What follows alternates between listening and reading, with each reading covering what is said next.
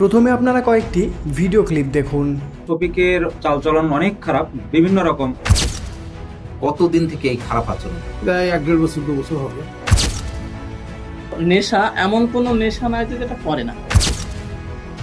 Bangla YouTube জগতে একটি নাম ছিল সবার মুখে মুখে, শফিক। তার বানানো ভিডিও লাখো মানুষের হাসির কারণ হয়েছিল।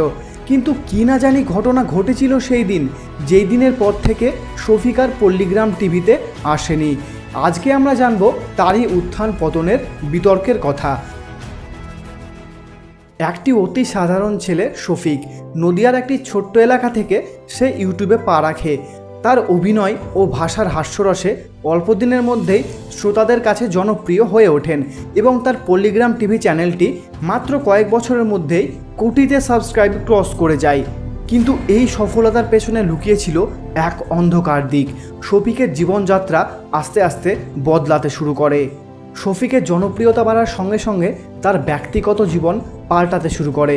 তার চ্যানেল কর্তৃপক্ষ থেকে জানা যায় সে নাকি একাধিক নেশায় জড়িত হয়ে গেছে।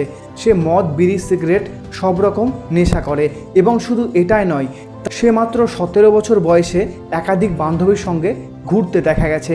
এমনকি এই সব কার্যকলাপও দেখা গেছে। তারপর সাধারণভাবে চ্যানেলের সঙ্গে তার সম্পর্ক আস্তে আস্তে খারাপের দিকে চলে যায়। চ্যানেল কর্তৃপক্ষ নাকি তাকে শোধরাবার অনেক রকম সুযোগ দিয়েছেন, কিন্তু তাতে কোনো ফলাফল হয়নি। তারপর শেষে সেটাই হলো যেটা হবার ছিল। তারপর আসে সেই দিন, যেই দিন পল্লীগ্রাম টিভি থেকে শফিককে বের করে দেওয়া হয়। তার বিরুদ্ধে অভিযোগ ছিল অপেশাদার আচরণ, নেশাভান করা এবং চ্যানেলের সহকর্মীদের সঙ্গে অসহযোগিতা।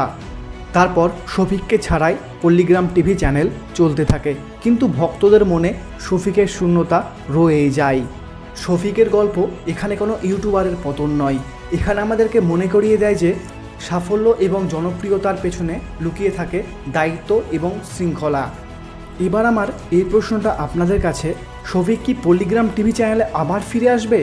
আপনারা কি চান? শফিকের এই ঘটনাটা আমাদেরকে এটা শেখায়, আকাশের উজ্জ্বল তারাটাও একদিন খসে যেতে পারে যদি সে বিশৃঙ্খলাভাবে চলাফেরা করে। এই ভিডিওটা ভালো লাগলে অবশ্যই একটা লাইক করে দাও আর চ্যানেলটাকে সাবস্ক্রাইব করে নাও এই রকম ভিডিও দেখার জন্য। আর এই ভিডিওটা ভালো লেগে থাকলে অবশ্যই এই ভিডিওটাতে ক্লিক করো।